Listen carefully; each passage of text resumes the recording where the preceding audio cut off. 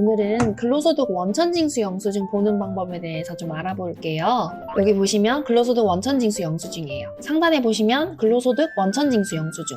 이거는 회사에서 직원에게 나눠주는 영수증이고, 하단에 근로소득 지급명세서는 사실 같은 이름이에요. 같은 이름인데 국세청에 자료를 제출할 때는 근로소득 지급명세서라는 이름으로 제출합니다. 두 개는 같은 서류다라고 기억해 주시고, 오른쪽에 여러 가지가 있지만 사실 굳이 보실 필요는 없고, 연말정산 구분을 보시면 계속근로라고 나와 있는 자료가 있고 중도퇴사로 나와 있는 자료가 있어요. 중도퇴사라는 거는 2019년 한 해 동안 한번 이직을 하신 경우가 있다거나 아니면 퇴사하시고 무직 기간이 있으시면 중도퇴사에 표시된다고 보시면 됩니다. 그리고 자, 중간에 보시면 원천징수 의무자가 나오는데, 원천징수 의무자가 바로 내가 회사를 다닌 그 회사의 인적사항을 적는 겁니다. 저희는 호지티브 주식회사를 상호로 한번 적어봤습니다, 예시로. 그리고 소득자는 나, 근로소득자를 말하겠죠. 경호세 이름으로 한번 넣어봤고요. 그리고 이제 좌측에 보시면 근무처별로 소득 명세가 나와 있습니다.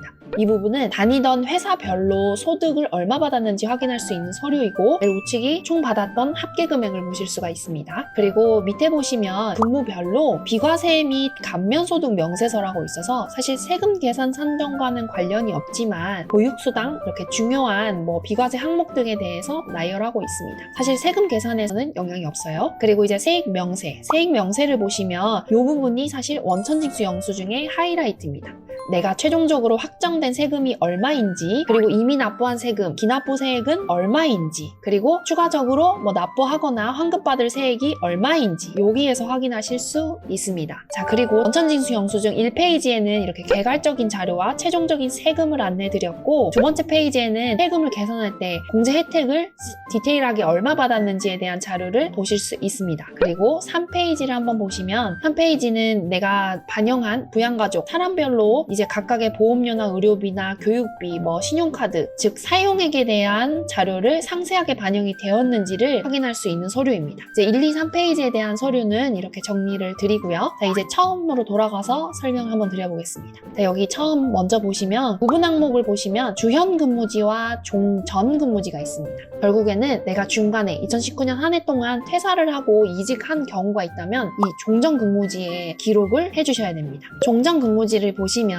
호직 카페라고 내가 이전에 일하던 회사가 나왔죠. 근무 기간을 보시면 됩니다. 2019년 1월부터 3월 31일까지 호쌤이 호직 카페에서 일을 했네요. 그리고 그곳에서는 1,000만 원의 총 월급을 받았다는 걸 확인할 수 있습니다. 그리고 퇴사를 했고, 그리고 이제 7월 1일부터 12월 31일까지 계속 근무를 하면서 호지티브라는 주식회사에 근무를 하고 있다는 사실을 확인했고, 그곳에서 받은 급여는 총 5,780이네요. 그래서 2019년 한 해 동안 받은 합계액은 6,780만 원인 걸 확인했습니다. 이 소득 금액에 대해서 하단에서 세금을 계산하러 가게 됩니다. 내려가 보겠습니다. 6,780만 원을 잘 기억하시고 내려가 보시면 그 금액이 그대로 총급여 항목에 6,780만 원이 나옵니다. 우리가 모든 신용카드 소득공제나 의료비 자료에서도 이 총급여의 개념이 좀 중요한 부분이 있어요. 이제 총급여가 6,780만 원으로 나와 있고, 이제 큰 틀에서 보시게 된다면 왼쪽에는 소득공제 항목이 나와 있고, 우측에는 세액 감면, 세액 공제, 즉 각각의 혜택들에 대한 상세 내역이 나와 있습니다. 총급여에서 이제 소득공제를 차감하고 남은 금액이 결국 세율을 계산하게 된 종합소득세 과세표준입니다.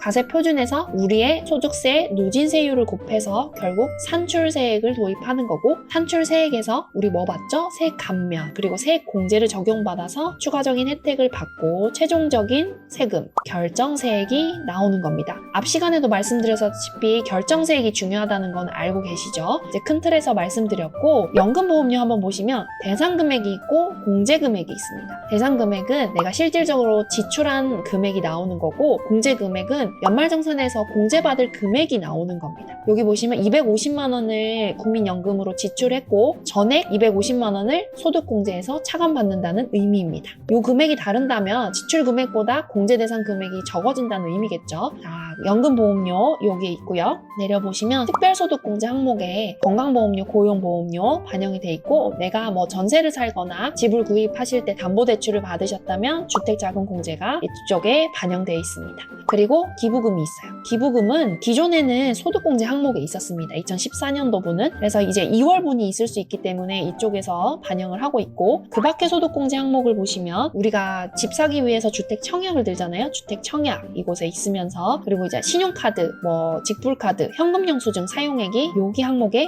반영이 되어 있습니다. 그래서 총 소득공제를 반영을 해서 최종적으로 세율을 곱하기 위한 종합소득세 과세표준 3,924만 5천 원이 산정이 되었습니다. 그래서 이곳에서 세율 누진 구간을 적용해서 산출세액이 도입됩니다. 산출세액이 480만 6,750원이 나왔네요. 그리고 이제 산출세액에서 세액 감면 그리고 세액 공제를 적용받으셔야 되는데요. 세액 감면에서 우리가 중요하게 보셔야 될 부분, 중소기업 취업자 소득세 감면이 바로 세액 감면 52번에 반영이 되어 있습니다. 52번 조세특례 제한법 제30조. 만약에 여러분께서 중소기업 취업자 소득세 감면을 받았다면 52번에서 확인을 해보시면 됩니다. 그리고 아래로 내려볼게요. 세액공제 항목에서 보면 이제 큰 틀에서 위에서 내려오겠습니다. 근로소득 세액공제를 적용받고, 자녀가 있다면 자녀 세액공제, 만 7세 이상이겠죠. 19년부터. 그리고 연금계좌, 뭐 퇴직연금, 뭐 개인 IRP 연금 가입하셨으면 연금계좌 세액공제 이곳에 나와 계실 거고요. 그리고 이제 보장성 보험료 납입하셨으면 보험료, 그다음에 의료비, 그다음에 교육비, 하단에 보시면 기부금 세액공제 이렇게 반영이 되어 있습니다.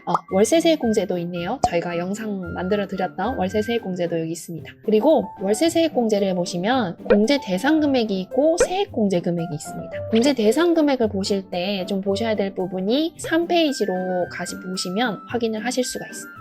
3페이지를 보시면 3페이지는 이제 내가 부양을 하고 있는 인적공제 대상자인 자녀들, 뭐 이제 뭐 배우자, 뭐 직계 존속이 나와 있고, 이 부분에 대해서 각각의 지출액에 대해서 상세하게 기록이 되어 있네요. 자, 그리고 밑에 보시면 신용카드 사용하기에 대해서도 각각의 지출 처마다 반영이 되어 있습니다. 이쪽에서 보시면 되시고, 이 부분이 실질적으로 우리가 간소화 자료를 통해 제출하거나 우리가 이제 수기 영수증으로 따로 제출한 부분이 이곳에 반영이 되어 있습니다. 여기 보시면 국세청 자료, 국세청 자료는 간소화 자료에서 나와 있는 거고, 기타 자료는 내가 직접 제출한 자료들이 나와 있는 겁니다. 이 자료를 반영을 한 게 결국 이 페이지에 디테일하게 적용이 된다고 보시면 되시고, 한번 볼까요? 여기 인적공제 항목에 보시면 0번은 본인입니다. 이제 김경호님 기준으로 근로자 본인이라고 되어 있고, 나는 기본공제, 인적공제를 받는다 이렇게 되어 있고, 나의 지출 자료들이 쭉 반영이 되어 있습니다. 그리고 내려보시면 3번 배우자라는 의미고요. 배우자분은 그런데 기본공제 대상자에 표현이 안 되어 있습니다. 즉 소득 활동하는 맞벌이 부부라는 의미인데, 자료를 보시면 왜 공제를 받지 않는데 넣었을까요? 이 부분은 아마 의료비 세액공제를 받기 위해서, 즉 배우자를 위해서 근로자 본인이 지출한 의료비가 있었기 때문에 이곳에 넣으셨겠죠. 밑에는 4번은 이제 자녀분들 세 분이 반영이 되어 있습니다. 기본공제 모두 받으시고, 자녀 세액공제 올해 출산하셨나 보네요. 반영이 되어 있고, 자녀 세액공제 체크되어 있습니다. 그리고 각각의 자료들이 반영이 되어 있고요. 그리고 이제 신용카드 대용도 이곳에 반영이 되어 있습니다. 즉 3번은 여러분들이 제출한 자료들이 상세하게 잘 반영이 되어 있는지에 대한 세부 명세서라고 보시면 이해하시기가 쉽습니다.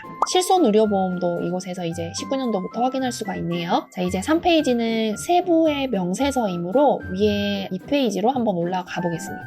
이 페이지에 보시면 3페이지의 지출 내역을 토대로 실질적으로 세액공제를 볼 수 있는 공제 대상 금액이 들어있습니다. 여기에서는 이제 세법상 산정 방식에 따라서 의료비의 경우에는 뭐 총급의 3% 차감 이런 부분이 반영이 되어서 여기 세액공제액 자체가 세금에서 직접적으로 차감되는 부분을 반영하고 있습니다. 여기 내려가 보시면 또 좀 보셔야 될 부분이 65번의 표준세액공제인데요. 표준세액공제는 근로소득자의 경우에는 13만 원만큼 세액을 차감해주는 공제를 받을 수 있는데요. 이 65번에 반영이 되어 있다면 왼쪽에 특별소득공제 이 항목과 오른쪽 특별세액공제 이 부분, 그 다음에 월세세액공제 이 세 가지는 공제를 받지 못합니다. 즉, 이 세 가지의 소득공제와 세액공제의 월세세액공제를 합한 금액보다도 표준세액공제 13만 원이 유리한 경우에 이 65번에 반영이 되어야 되는 게 맞습니다. 이렇게 최종적으로 세액 감면 공제를 적용받아서 최종적인 세금을 산정하게 된다면 이 71번 결정세액이 나오는 겁니다. 이 결정세액이 나오게 되면 나의 1년치에 대한 소득에 대해 최종적으로 세금을 확정한다고 보시면 되세요. 1페이지에 나와 있는 최종적인 하이라이트를 보시면서 이해하시면 됩니다. 아까 말씀드렸던 결정세액 보시면 75만 5,941원으로 총 확정이 된 겁니다. 이 의미는 김경호라는 근로소득자가 2019년 한 해 동안 두 곳의 회사를 다니면서 6,780만 원에 대한 소득을 벌었고 결국 여러 가지 공제 혜택을 받아서 최종적으로 확정된 세금은 얼마다? 결정세액 72번인 75만 5,941원, 지방소득세 10% 금액이 최종적으로 내야 될 세금이다 라고 나와 있는 거고요. 그리고 여기에서 또 중요한 게 우리가 급여를 받을 때 원천징수 제도를 통해서 소득세를 떼잖아요. 이 부분이 기납부세 으로 명시가 되어 있습니다. 여기 보시면 73번, 74번이 있는데 73번은 내가 퇴사한 종전 근무지에 소득세 원천징수 세액이 반영이 됩니다. 즉, 이 호직 카페에서 3개월 동안 1,000만 원을 버는 동안 원천징수된 금액이 총 11만 원이 있다는 의미겠죠. 그리고 74번 이 부분은 이제 연말정산을 받는 현재 회사인 호지티브 주식회사에 5,780만 원을 벌면서 총 나는 소득세 99만 9,280원을 냈다는 뜻입니다. 결국 기납부세액 73번과 74번의 세액을 더한 게 내가 이미 납부한 세금이란 뜻이고 최종적으로 연말정산을 해본 결과 근로소득자 김경호가 납부해야 될 최종 결정세액은 75만 5,941원이죠. 즉 이미 납부한 세금이 확정된 세액보다 많기 때문에 요 둘 세액의 차이 금액인 마이너스 34만 3,339원 이 세금 그리고 지방소득세 10% 이 차감징수액만큼 내가 실질적으로 연말정산을 통해서 환급받는 세액입니다. 만약에 결정세액이 기납부세액보다 더 크게 된다면 차감징수세액은 플러스 세액으로 나올 거고 이 부분은 추가적으로 내가 더 납부해야 될 세금이죠. 자, 저희는 이제 근로소득 원천징수 영수증을 보시는 방법에 대해서 전반적으로 안내를 드렸고 보시면서 혹시 궁금하거나 좀 이해하기 어려운 점이 있다면 댓글로 남겨드리면 저희가 답변을 달아드리도록 하겠습니다.